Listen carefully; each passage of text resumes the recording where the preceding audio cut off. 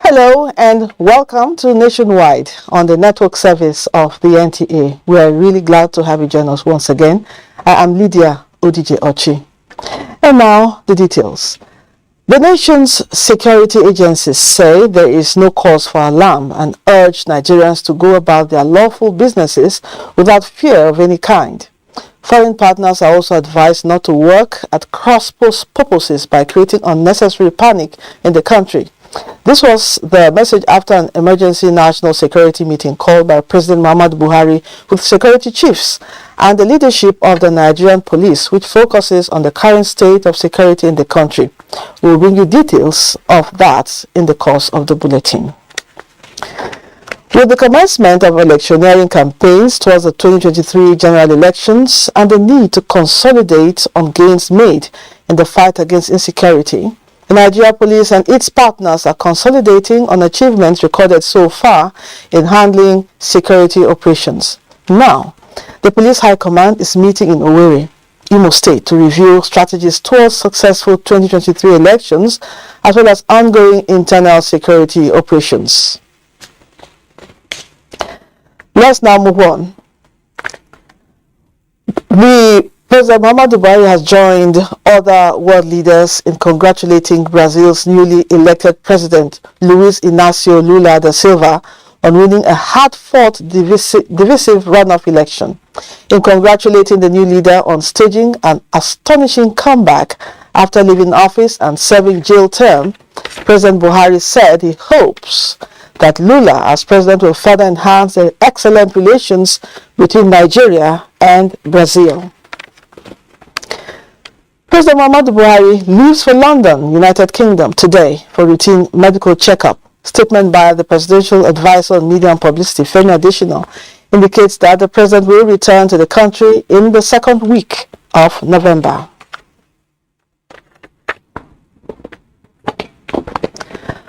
Okay, now let's go back to our first story. The nation's security agencies say there is no cause for alarm, and they urge Nigerians to go about their lawful businesses without fear of any kind.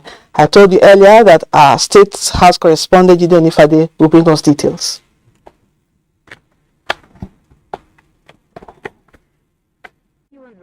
There was a sudden feeling of insecurity among Nigerians in the last 1 week, especially among those residing in and around Abuja, due to the security advisory released by the American mission to its nationals residing in Abuja. The mission and other foreign partners have described the action as a constitutional requirement and not aimed to raise unnecessary alarm. But the president, not leaving anything to chances, summoned this emergency national security meeting. Chief of Defense Staff General Lucky Rabo gives an insight into what transpired at the meeting. There's no cause for alarm, and Nigerians should go about their normal duties as the armed forces and all the security agencies are well poised to protect them accordingly. The Ministry of Foreign Affairs as well as the Nigerian Intelligence Agency have been working very closely and to fully get on top of the situation. It's also important not to create panic within the country, as I mentioned earlier. That is the messaging, and so for us to work together, not to defeat the purpose of what we're trying to achieve, which is full security in our country, and for all of us to work towards that with our partners and with ourselves, and not to work at cross purposes. And of course, creating panic in our country will have all kinds of multiplier effects. We will continue to engage our partners in the most constructive way we are indeed actually expanding, because this is the demand of the situation of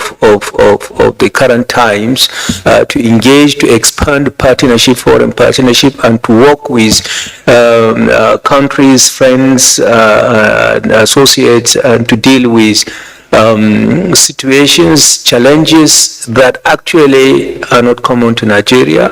First and foremost, assure all the citizens of this country that any exaggerated sense of insecurity, any hype about a disintegration of our security forces, intelligence agencies, is unfounded. I want to assure Nigerians that so far the situation has been under control. The intelligence and security agencies have made a lot of arrests. That done with the foreign dimension, Nigerians are equally expected to take security of the nation as a duty and to report any strange actions that may lead to dire consequences to relevant authorities. In the State House, Jide Onifade, NTA News.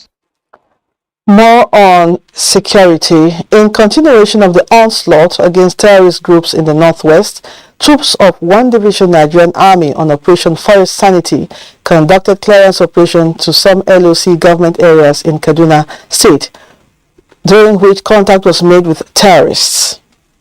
In the fierce encounter that followed, 4 bandits were neutralized, forcing others to flee in disarray. The troops recovered 2 AK-47 rifles with 2 rounds of 7.62mm special, 1 automatic pump-action gun with 3 cartridges, 6 Dane guns, 3 locally fabricated pistols with 1 9mm round, and 4 motorcycles.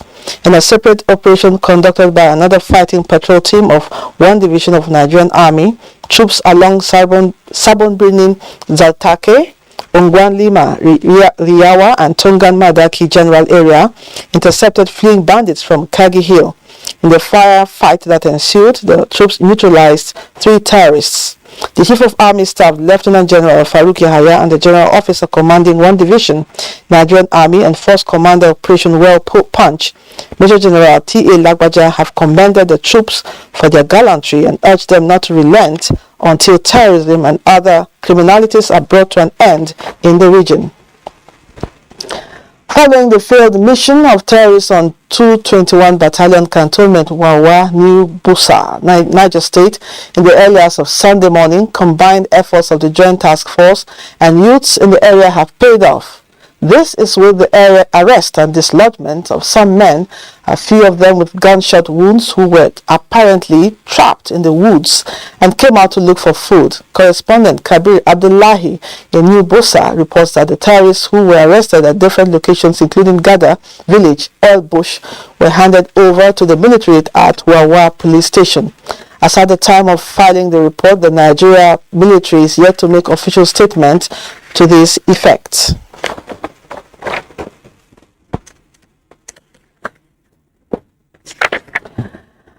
Addressing the current security challenges in the country requires collective approach and not just for the government.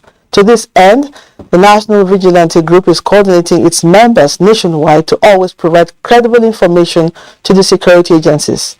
However, the group at its national conference is appealing for the presidential assent to the National Vigilante Bill to enable it to function effectively. Ismail Musa reports. These groups, emerging from security concerns peculiar with the environments they operate, are not just seeking for recognition, but a defined role in the defense of the Nigerian state, intelligence gathering, local knowledge, and willingness to play the supportive role. For the success of the Nigerian troops is the spirit behind the call for presidential assent. We lost virtually 2,000 members, 1,500 in the north and about 500 in the south. You can see some of their widows here. The federal government should come to our aid in that respect. This the National Assembly has been passed. What we are waiting for is the president to assent to the bill. That's what we are pleading to him. Before he leaves office, he should assent to this bill, please. VGN is there to support the official security apparatus, and they are doing it very, very well. They know the ground, they know the environment, they know the people of their areas, and they can easily fish out criminals. So I think they should be accredited as fast and quickly as possible. We are aware of the challenges of head office that you are facing. We are equally aware of logistic challenges in terms of vehicles that you are lacking. I want to assure you that we are going to support you fully towards acquiring a headquarters for your organization. As a selfless combat organization, the 2022 conference is also drawing the attention of the public to support their mission and assist families of fallen heroes to assuage their plights. In Abuja, Ismail Musa, NTA News. It is seen as strategic in boosting Nigeria's opportunities in vaccine production and the blue economy. Guests on Good Morning Nigeria reviewed the expected benefits of the summit. Ekene Dulwe reports.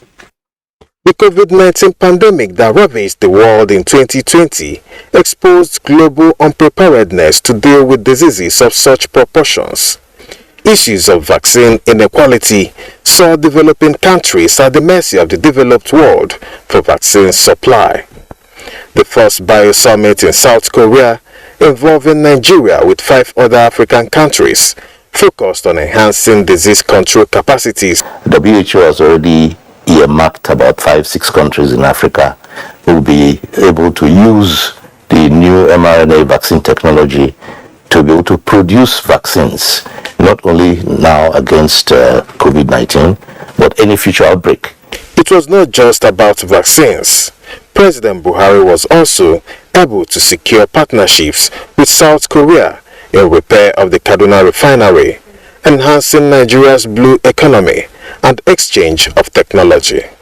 We are now conducting a research to see and understand the types of vessels we need for our own coastal waters as well as inland waterways. Korea is one of the best countries that we have to approach in terms of investment, in terms of assembling these ships, in terms of technology transfer. Have some who are also experts in drone technology. The president actually talked to them and they said they should come with initiative on how they can use the knowledge and the skills they've actually acquired in South Korea to apply to our situation back home in Nigeria. Only 2 heads of states were in the summit, and I think it is strategic because once you heal whatever problem we are having in Nigeria, you have dealt with almost half of Africa.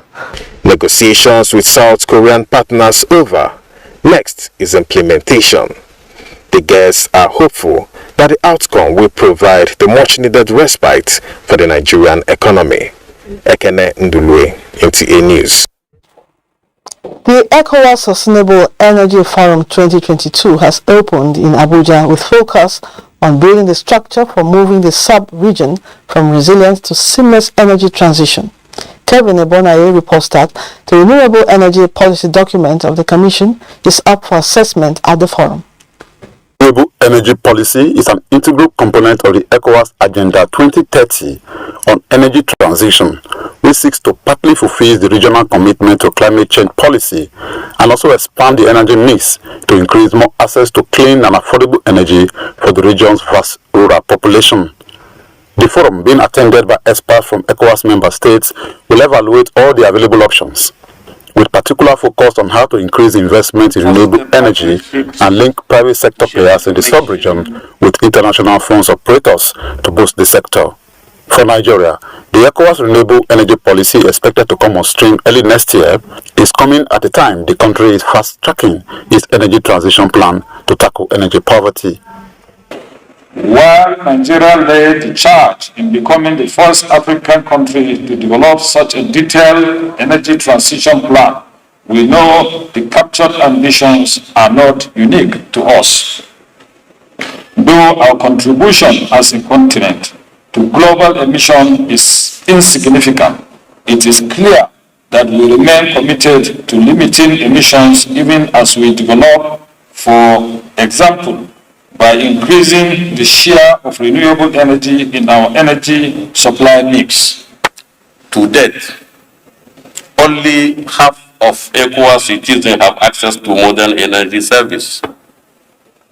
Hence, they are constantly deprived of the full benefit of electricity for socio-economic development. The two-day forum will also examine the implementation status of the National Energy Efficiency Action Plans in the building and industry sectors in ECOWAS member states. In Abuja, Kelvin Ewunoye, NTA News. If the global system wants to truly empower women, ICT programs must address gender and class-based barriers to women's access. This was the position of women on the sidelines of the 2022 African Women Conference in Banjul, the Gambia. Adebola Brooklyn reports. It is an established fact that science, technology, and innovation are key drivers of the increasingly global and digital society. The African women said less than 30% of science, technology, engineering, and mathematics professionals are women, and that with the inequality persisting through the 21st century, the need for diversity, equity, and inclusion of women in STEM is there. I believe a woman with a laptop is more powerful than a man with a gun. The best way to infuse tech is to start at the grassroots and introduce people to tech in the most simplest form, and they will adopt it and pass it on. Women are not only an integral part of society, but they constitute the productive base of our economies. No matter their gender, it is my hope everyone plays an agent of change. Although some African leaders have identified ways to use ICT in the promotion of gender equality and women empowerment. We've gotten a lot of positive feedbacks, and people are responding and letting us know that this new medium is actually working for them, and they are happy with what President Muhammadu Buhari is doing for the country. It's also up to the women to get out there and seek. Don't just fold your hands and wait for things to come to you. The women stress that unless the gender divide is specifically addressed, there is a risk that ICT may exacerbate existing inequalities between women and men and even creates new forms of inequality. From Banjul, Adebola Brooklyn, NTA News. President Muhammadu Buhari on Monday expressed heartfelt condolences to the government and people of India following reports that at least 151 people have died after a British-era bridge in Gujarat's Morbi collapsed on Sunday evening. Apart from those that died, 177 of the 500 have been saved, and teams are searching for several others who are still missing. We now go to our Lagos Zonal Center, where Michael Olale is standing by with more stories. Michael?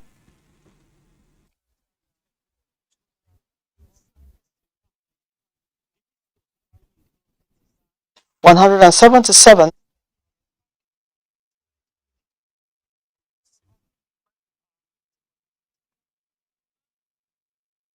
go to our Lagos between Africa, particularly Nigeria, and the European Union is set to go a notch higher with the launch of a partnership campaign to equip young Nigerians with functional digital skills. EU Ambassador to Nigeria and ECOWAS, who disclosed this in Lagos, described the campaign as a demonstration of the union's belief in the potential of Nigerian youths. Adinita will post. To the world, she is a popular music act with many hit tracks under her belt. Unknown to many, however, is the fact that Tenny Akpata is a commercial farmer, a venture that gets much of our attention as music.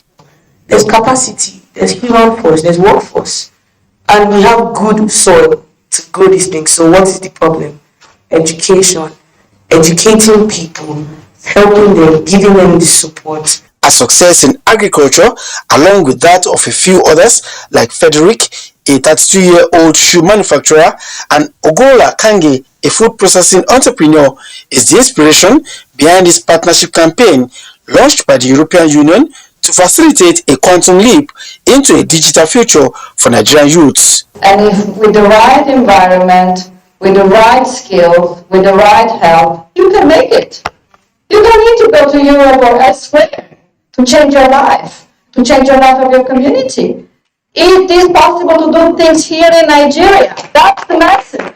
Dubbed We See Africa, the campaign targets youths within the age range of 18 to 25 years old who will get digital skills from online course content created by ambassadors for the campaign. The world is becoming very innovative, and so digital courses have become very important in our society and communities at large. And so it's important that we also train youths and young people, beyond basic school. For us, it is about more people doing their little things in their little corners and doing it well. If you see some of our products, you'll be amazed that they are made in Nigeria, and that's what we want to see. Training and financing are all part of the Africa EU campaign, which runs simultaneously in Nigeria, Cameroon, Congo, Tanzania, and Zimbabwe. In Lagos, Adini Itewo, NTA News. Commuters in Lagos are pleading with concerned authorities to resolve issues that led to a strike by Lagos commercial bus drivers. Anidano supports that the action has brought much suffering on the passengers this Monday, which signals the commencement of the 7 days down tooling. On a normal day, Obalende would have been very busy and noisy with commercial buses all over the place. The story is different today. All those buses was complaining that the kind of money that the Agro take from them is too much. Then I will pay this one, you pay this one, you pay this one. If you are in a bus, if you pass a particular place, you see they'll stop, and they'll give them money. And if you still come back and pass, and every time they'll be like, I passed here, I've given them money. You say, no, you still have to pay. Pray that they don't go on strike. This, of course, has brought untold suffering on Lagosians, most of whom depend solely on the services of these danfo to get to their destinations daily. I was late to school and I was even flogged. I missed something that, like, information that was given on the assembly ground. If you calculate all those money, you will see that you are moving without no money. So you would like to carry high price so that you can cover yourself.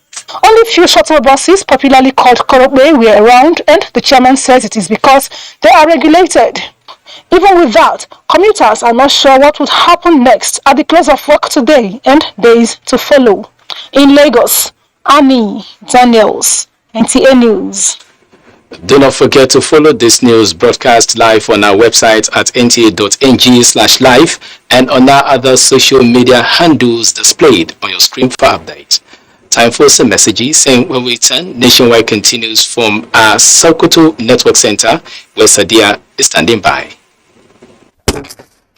What are we doing as a nation to first of all settle our teeming populace, especially NTA's political package, with a third eye on the nation's political scene? I'm Fisao.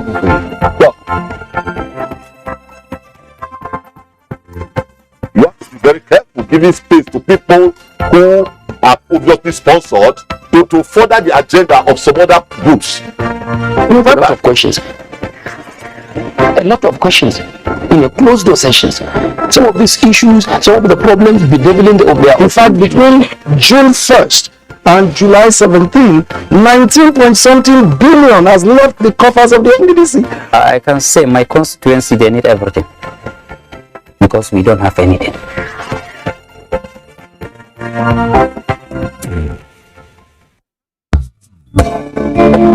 When you think about hospitality and affordable luxury away from home, then you taxis such as 24-hour room service, impeccable security with CCTV surveillance, parking lots, free Wi-Fi internet service, free complimentary breakfast, restaurants that offers continental and local dishes, well-equipped fitness center with instructors, swimming pool, 350 capacity multipurpose hall, laundry service, pastry corner, mini mart, and our suites are breathtaking.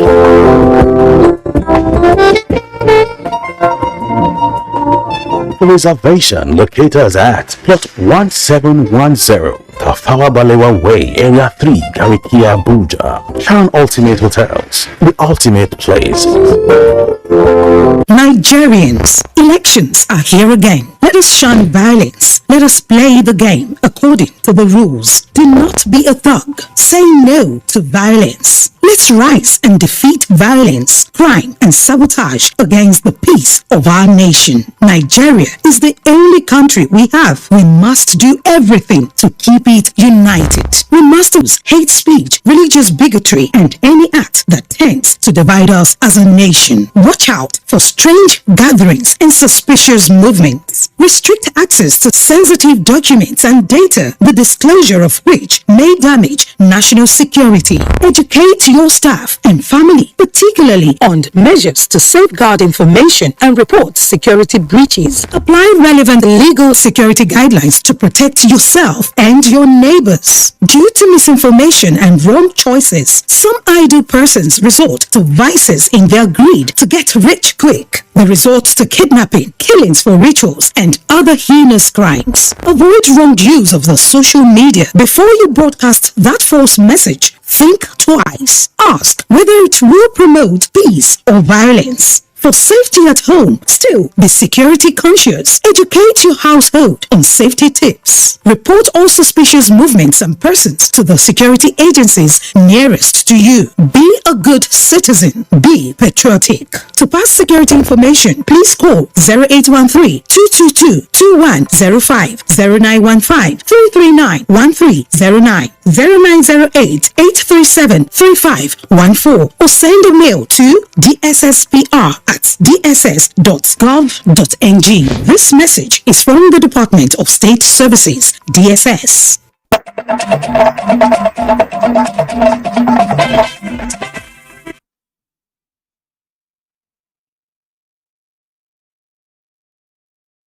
Have you join us in Sokoto?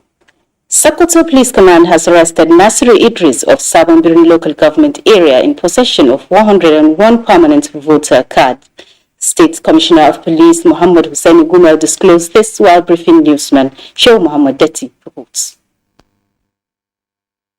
Commissioner of Police Muhammad Hussein Gumel said the police acted on credible intelligence and arrested Nasiru Idris of Sabambirin local government area in possession of 101 PVCs, which the suspect could not give account of. Hussein Gumel further said investigations revealed that owners of the cards are not all from Sabambirin local government area, and the police are yet to trace the rightful owners. He therefore calls on those whose PVCs are either missing or misplaced to come to the police headquarters with evidence to claim them. Part of the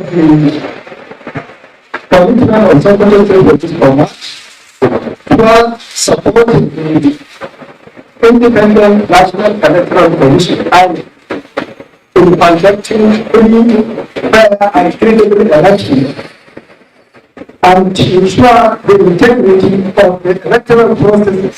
The police commissioner presented the Sultan of Sokoto Award for the best police officer driver to Sergeant Aliyu Muhammad. In Sokoto, Shehu Muhammad Detti, NTA News. Sokoto State Government under Governor Aminu Waziri Tambuwal says his administration will establish a public service institute in collaboration with the Umaru Ali Shinkafi Polytechnic Sokoto. He disclosed this while flagging off the payment of gratuity to some retired civil servants. Shehu Muhammad. Running in billions of naira would be on first-come, first-served basis, handed over checks to beneficiaries. He said his administration has settled accumulated gratuities and pension inherited from the previous administrations. On assumption of office in 2015, he directed the payment of gratuity arrears of government and primary teachers from 2000 to 2008, followed by the settlement of another 8 years backlog of gratuity from 2009 to 2017. This payment, which is the third phase, covers the period from March 2017 to date, and the beneficiaries are local government and primary teachers retirees. This is in line with the administration belief that every citizen of this state deserves a very decent living, especially our senior citizens who have given their best in their lives to the service of our dear state. The governor said Public Service Institute will be established to build the capacity of civil servants and by extension improve service delivery. I want to assure you that this administration will remain resolute in building vibrant and virile civil service through the provision of incentives and capacity building initiatives. A cross-section of the retirees were full of praises to the governor for payment of their entitlements. In Sokoto, Shehu Muhammad Detti, NTA News. And that's it from Sokoto for now. Nationwide continues with Lydia in Abuja. Many thanks, Sadia. As political parties campaign and other activities continue to build up ahead of 2023 general election, adoption of various strategies in engaging the electorate seems to be on the rise. And all registered APC support groups are now reviewing and propagating their campaign slogan as Operation Deliver Your Polling Unit to All. Sally Ugonara reports. For this group, now is the time to complement and implement the campaign activities of the APC by coordinating all the registered support groups. Abuja, the nation's capital, played host to the group's coordinators from the North Central Geopolitical Zone for a strategic meeting. The idea is that we want to take the battle to the polling unit. Of course, election 2023 is at the polling unit. There are no two ways about it. And that is why our slogan is deliver your polling unit. You will lose or win at the unit level. And I'm happy that the group is committed to ensuring that they deliver their unit at the various, elections. In every polling unit, just give us 50 votes. That's just what we are doing. It's the slogan we have adopted and we are working on it.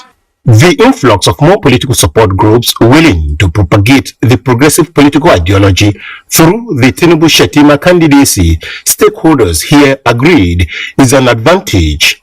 In Abuja, Saliu Gwanara, NTA News. Still on politics, the Borno State chapter of the People's Democratic Party says it is well repositioned to capture power in the 2023 governorship and other seats in the next election in the state. The party chieftains in the state expressed their confidence at a meeting in Abuja. Timothy Yusuf was there. It's purely a meeting of Borno State PDP leaders, including members of the State Working Committee and the Presidential Campaign Council. Top on the agenda is on how to create a favorable environment in the state for electioneering activities and confronting alleged intimidation of its members. We are calling on both Independent National Electoral Commission (INEC) and all law enforcement agencies to take note, and we expect them to take good steps. The PDP governorship candidate in the state advocated for equal opportunity for all political parties to carry out their activities ahead of the 2023 election. The meeting promised members' commitment to play according to the rules before, during and after election. Timothy Yusuf, NTA News. As the countdown to the 2023 general elections begin, the Young Progressives Party presidential candidate Malik Ado Ibrahim has again reiterated his vision to reset Nigeria if given the mandate. The presidential candidate stated this at a press briefing in Abuja, giving highlights of his manifesto, leading Nigeria into the fourth revolution, the digital age anchored on a viable economy, stable power, and adequate security are areas he intends to achieve.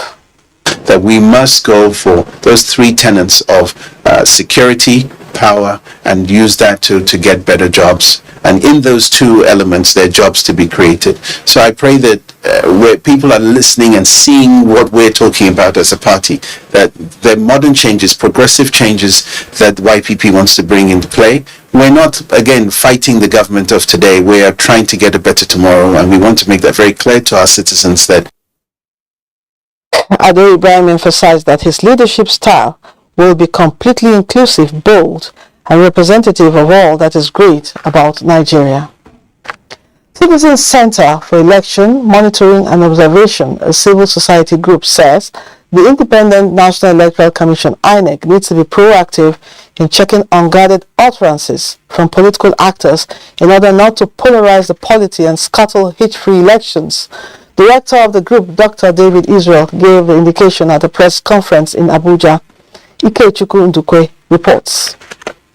To commence the forthcoming 2023 general elections with the state governorship and legislative polls. This will go a long way in ensuring smooth elections and seamless transition, as well as protecting the homeland security. Going by the number of presidential candidates seeking the mandate of Nigerians to occupy the seat of the president, there is no doubt that persistence is required to douse tension and conduct hit-free polls. Citizens Center for Election Monitoring and Observation says to avoid unnecessary bloodletting that usually accompanies elections in Nigeria and deflates needless rerun of elections, INEC should start with Guba and state assembly elections. Strategies of unleashing terror to deter voters can best be countered by conducting the state elections prior to the presidential and national assembly polls.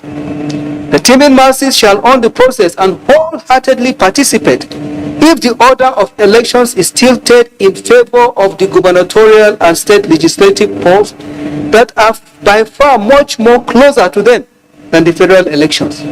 The group says previous elections in that sequence were fairer and devoid of heated tensions. Ikechukundukwe, NTA News.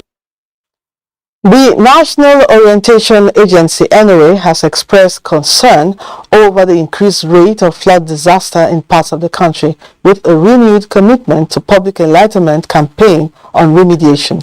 This was at a media briefing in Abuja. Kenneth Nanim reports.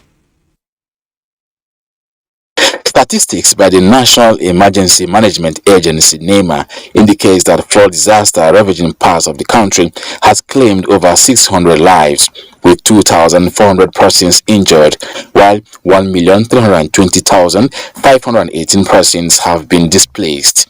The statistics also reveal that 2.5 million persons have been affected in one way or the other, with 332,327 hectares of farmlands destroyed totally.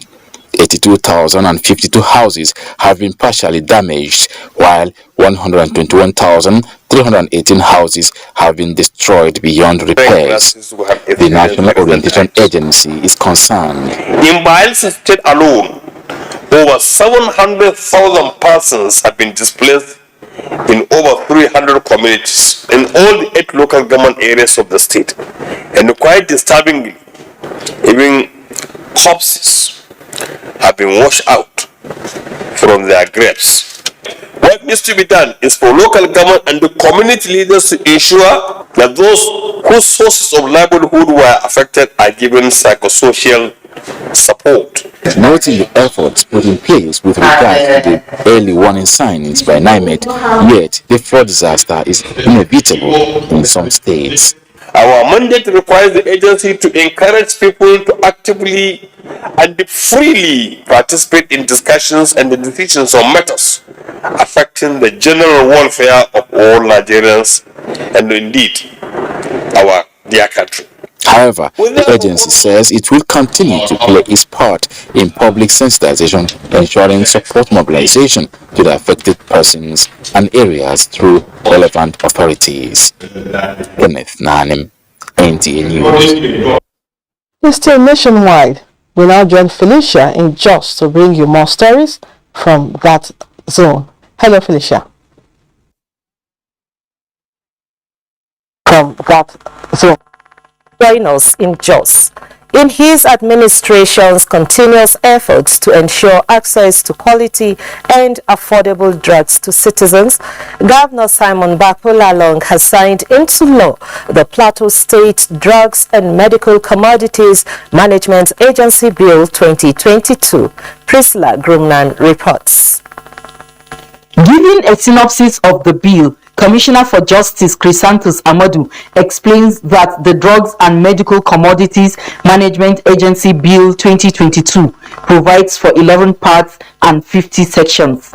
He says the law empowers the agency to manufacture drugs and other health consumables while ensuring access to quality and affordable drug in all state-owned tertiary, secondary and primary health facilities. While signing the bill into law, Governor Simon Lalong appreciates Plateau State House of Assembly for the speedy passage of the bill, saying the challenge of out of stock for drugs will soon be a thing of the past. The governor expresses optimism that when established, the agency will ensure and maintain quality control. Benefits are all that listed.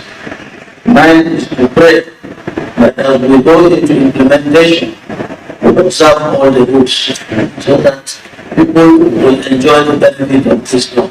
Meanwhile, Governor Simon Lalong received members of the Nigerian Bar Association Jos branch, led by its chairman Izan Awari, who says they were at the government house to appreciate the governor, who is doing a lot to improve the judiciary in Plateau State. In Jos, Priscilla Grumnan, NTA News.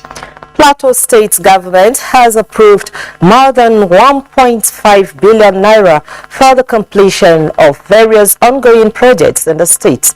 This was at a meeting presided over by Governor Simon Lalong at the Government House, Jos. Priscilla Gruna again reports. Far-reaching decisions taken include approvals of some ongoing contracts, 5-year strategic plan on agriculture, draft bills for the establishment of Plateau State Investments Agency and Gender and Equal Opportunity Commission. While briefing newsmen, Commissioner for Finance, represented by the Permanent Secretary Kenneth Horlong, gives a rundown of projects to be embarked upon within the 3 senatorial zones of the state to the tune of more than 2 billion naira. The water treatment plan, and the operation was a groundwater works and designed for water sanitation and hygiene facilities in 4 local governments of the state. Commissioner for Higher Education Professor Bernard Malo speaks on effort to complete the Lalong Legacy project within a period of 32 weeks. On his part, Commissioner for Justice Chrysanthus Amadu says the proposed bills for the Plateau State Investments Agency and the Gender and Equal Opportunity Commission will give impetus to economic activities and gender rights of people in the state. In Jos, Priscilla Grumnan, NTA News. That's our contribution from Jos. Nationwide continues in Abuja after this break. The 35th National Festival of Arts and Culture, Ekona Fest 2022, with the theme Culture and Peaceful Coexistence, holds from Monday the 7th to Sunday 13th November 2022 at the National Stadium, National Institute for Sports, Lagos State. Time 10 a.m. daily. The official opening ceremony will take place on Wednesday 9th November 2022. Time 11 a.m. Venue Mobolaji Johnson Arena, formerly Onikon Stadium, Lagos State. Ekona Fest 2022, promoting culture and peaceful coexistence. Otumba Olusegun Urushewe OON, Chairman, National Festival Planning Committee, announcer. Media partners: NTA, AIT, LTV, FRCN, Eagle 7, Sports Radio, and Discon Television. I'm fascinated with the discourse on national monuments and assets and how much is being done to preserve and celebrate the language issue. We have turned English to become like a pride value in our own cultural values. Cash transfer is not the COVID-19. Invasion 1897 was a deliberate many of these people coming to the urban areas now. These applications, there are terms and conditions. Of course, it is the union of 2 people, a man and a woman coming together. My name is Nambi Odipo. And I'm Elizabeth Omori.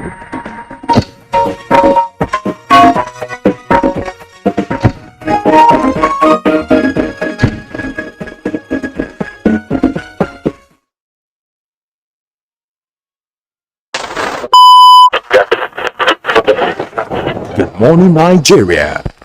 Year after year, they have been informed, educated, and entertained of when you needed information, knowledge, or an escape. Generation to generation, the Nigerian broadcasting industry has worked tirelessly to serve you. And now, this service will finally be recognized. Right?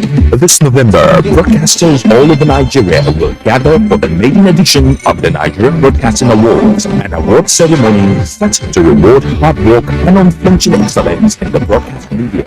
They have served and are still serving. It's time to say thank you. This award is organized by the Broadcasting Organizations of Nigeria, BON. For more details, log on to www.tnawards.ng and follow social media handles at TNP Awards.